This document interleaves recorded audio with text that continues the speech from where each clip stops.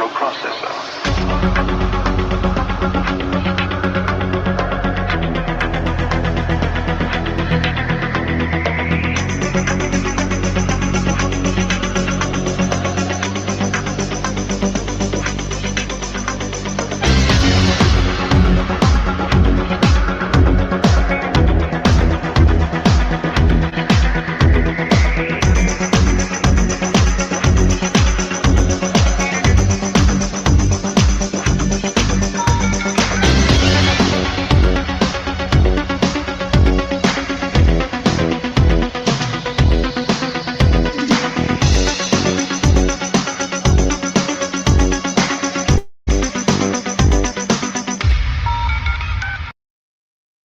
Good evening.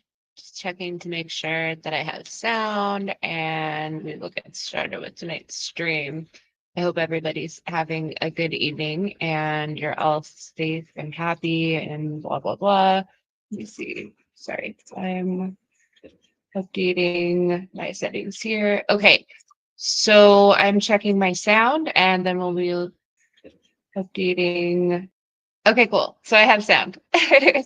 Anyway, thanks for joining me tonight. Today is Wednesday, October 29th, 2025. The time is 6:02 p.m. I'm your host, Autumn Lee, and this is the AL and ALO radio show. I'm just going to really be talking about the Thin Veil mainly. That is coming up on Friday. You go to autumnleesnews.com and go to the events page. I had a stream last night with more detail about the above stuff, but if you scroll down to about the middle of the events page, I still have the advertisement here for Blackula and the Thin Veil. And just a reminder. So if you've been following me and paying attention to what I've been posting at autumnleesnews.com at the events page, and some of the posts that I've been making on my x.com page, Halloween will involve necromancy. So if you're uncomfortable with that, you may not want to tune in. Because yes, it's going to involve that, and it could potentially be interactive. This is something that I've experienced personally. If you're sensitive, you could experience something. If I do, you might as well. So I thought I would just add that disclaimer onto the Halloween event for the Thin Veil.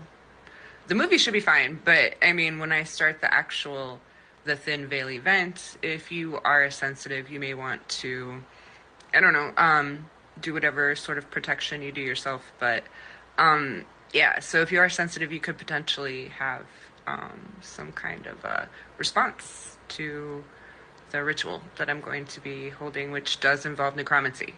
And again, if you're not comfortable with that, maybe tune that part out. But I hope you join me otherwise. And so, yeah, necromancy is communicating with spirits.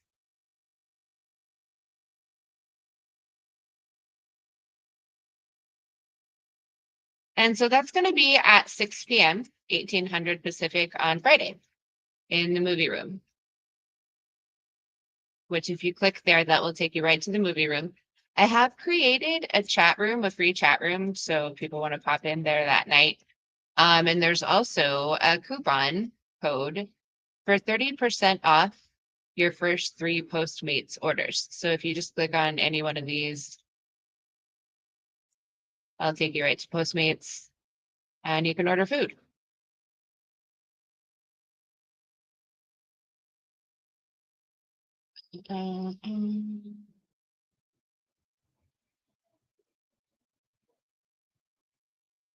Okay, so anyway, that is going to be, again, go to the events page.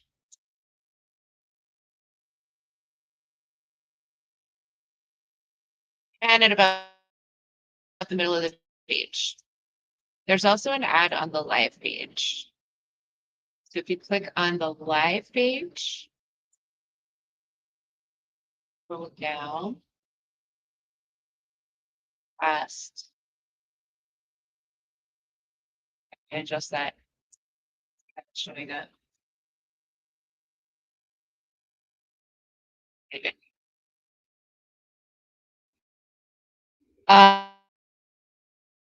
But if you scroll down to their ad, so if you pass by all my live streams, past the Chaotic Ghost, there's another ad for Blackula right here. Blackula, Blackula, Blackula, Blackula, Blackula, Blackula, Blackula. And it just keeps going over and over again. But yeah. So just go to the events page, 6 p.m. on Friday, and I'll be announcing it on my x.com page. Something else that I updated today. So I'm not going to be doing live streams of the Fix Your Credit free classes anymore. I'm just going to be posting them on Tuesdays on my x.com account. So you can find that here.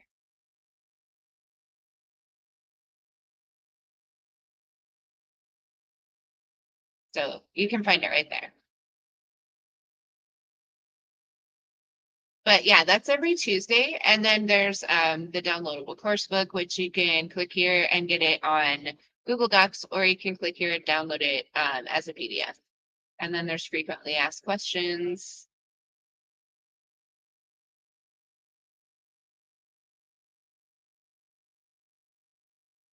So you can see those there. But yeah, so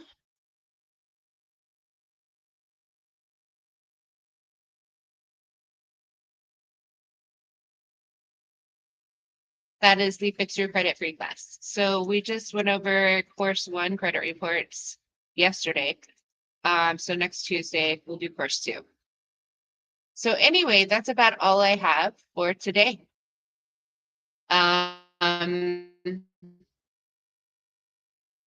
Yeah, we've only been live for about 8 minutes or so, but I just basically wanted to remind you about that.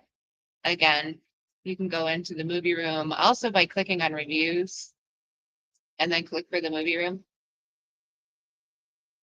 And that's going to be Friday, October 31st at 6 p.m. So I hope to see you then. I think I'm just going to cut out early because that's pretty much all I got for today.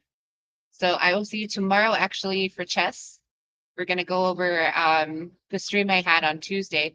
Oh, you know what? Before I let you go, let me close it out with actually. Yeah, no, not this one. No, it's this one. I'm going to close out the stream with a presentation I created.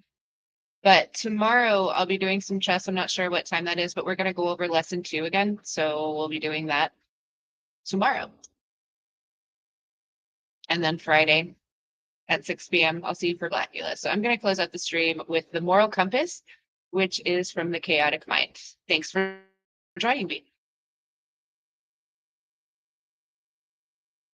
Welcome to my presentation, The Moral Compass, a part of the series The Chaotic Mind, an interpretation of chaos magic by Autumn Lee.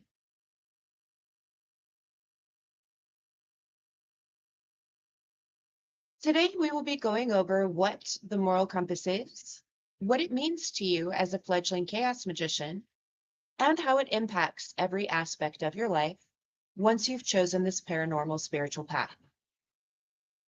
We'll talk about your morals and how they form your personal code of ethics. This will lead into determining your path as a chaos magician. The dark arts covers necessary reading and research in order to develop and hone your craft. You will eventually want to legitimize, and this may involve a name change. But ordination is part of the process, and you can instantly become an ordained minister online, calling yourself whatever you like following that, and have the authority to legally marry people after following some steps and enjoy other constitutionally protected rights as an ordained minister. If you are a biological female, you may choose to call yourself something more feminine instead of minister. I call myself a high priestess of Astari. We will go into what Astari is later. Your moral compass is something you use daily, whether or not you even realize it. Your moral compass tells you what actions to take, when to take them, how to take them, who to take them against, who to protect, who to trust. Literally everything you say, do, or think is based on an internal code I will refer to as your moral compass.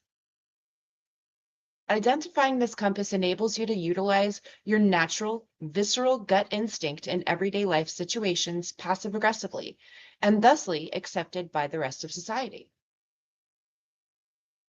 In The Chaotic Ghost, I mentioned how egoists are able to serve themselves completely while blending into society without causing anyone to blink an eye at their oddities.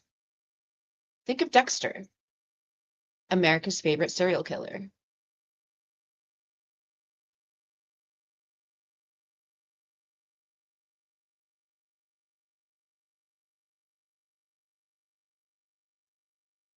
You can watch Dexter on Showtime. Dexter was able to carry out his acts of vengeance against the dregs of humanity, all while charming the very homicide department that would end up investigating his crimes. This is similar to how a covert egoist blends into everyday life, and why you may not really know one until it's too late. Your moral compass as a chaos magician is your guide, your dark passenger, if you like. It is your personal code.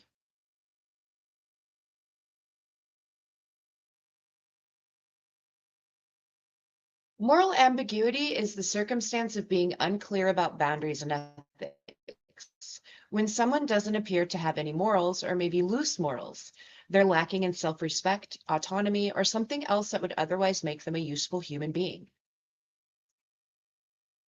Someone who does not have any morals or lacks a personal code of ethics is subject to many treacheries in life, and not just paranormal. This person needs to work on their internal sense of self and self-efficacy prior to engaging in any practice, inclusive of chaos magic, that involves activities requiring strong frontal lobe functioning. Developing a good sense of right and wrong is a start to any effective code of ethics. Your moral compass should be the guiding light that perseveres when your gut instinct and conscious perception of a situation do not align in some way, causing you to experience negative emotions. Having a strong sense of right and wrong is good in all aspects of life, but especially chaos magic, when you may engage in multiple practices that might be condemned by some religions. My version of chaos magic involves necromancy, and many chaos magicians utilize this condemned practice for many reasons, which are useful to today's society and culture. Some reasons to use necromancy include predicting the future, carrying out a difficult task, and reminding dead souls that they are no longer alive, and they are free to move on to the spirit realm.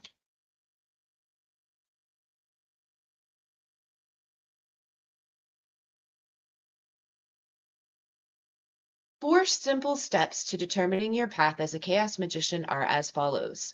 First, are you in touch with your higher self?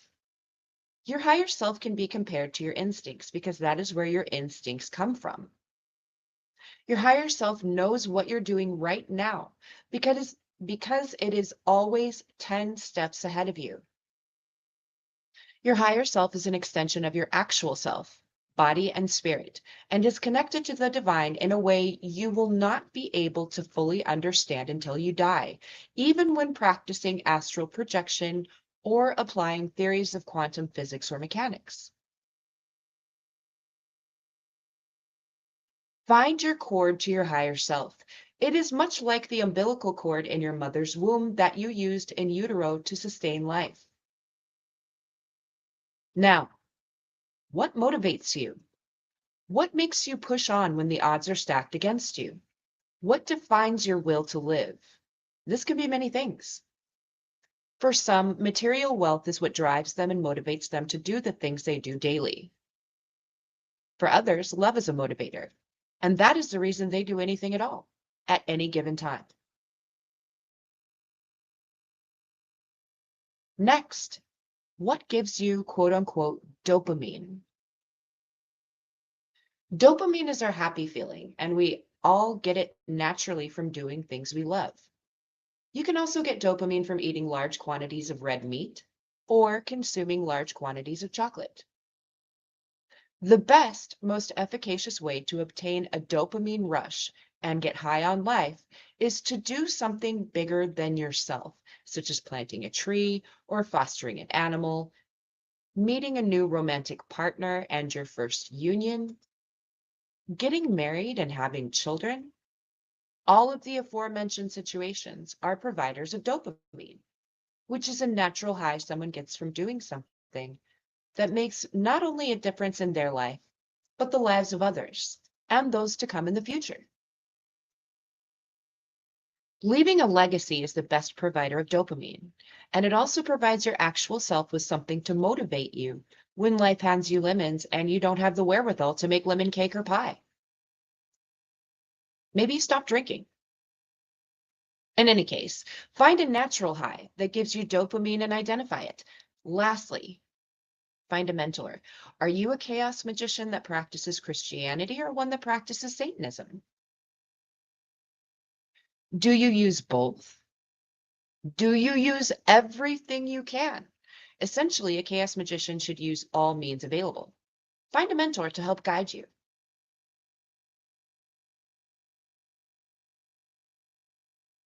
Even though there are condemned practices in any religion by some other competing religion that says it is wrong, it should not stop you from learning about them and perhaps incorporating them into your personal eclectic variation of magic. You are what you curate, and the more you learn about religion and spirituality, the better you will be at your craft. This includes reading about the so-called quote unquote dark arts, which are generally just condemned books and practices that have made their way into the slush pile known as black magic. Some of these books will include ritualistic magic that might make your stomach turn. Don't incorporate that into your style then. Just because something exists doesn't mean you should make it a part of what you practice as a chaos magician. It helps to know what you're up against. Anyway, if you decide your moral compass and ethical code is in no way going to involve overt egoism or satanic rituals.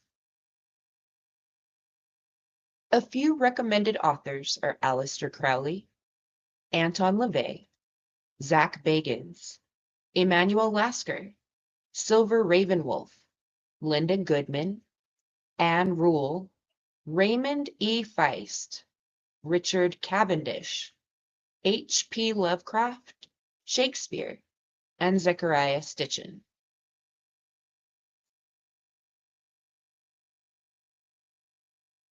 I first became an ordained minister of Universal Life Church in 2005. I have reinstated my credentials of ministry and am referred to during rituals as an ordained high priestess. I have the legal authority to marry people in any religion, essentially, but Astari is the only unrecognized religion I have performed ceremonies from which I use ideology. Astari is something I will go into later. But if you're interested in branding yourself as a religious pioneer, like me, consider legitimizing by becoming ordained as either a minister or priestess, however you would like to refer to yourself. Once you've done that, look into tax benefits and branch out, spreading your message far and wide to those who may join you in this incarnation.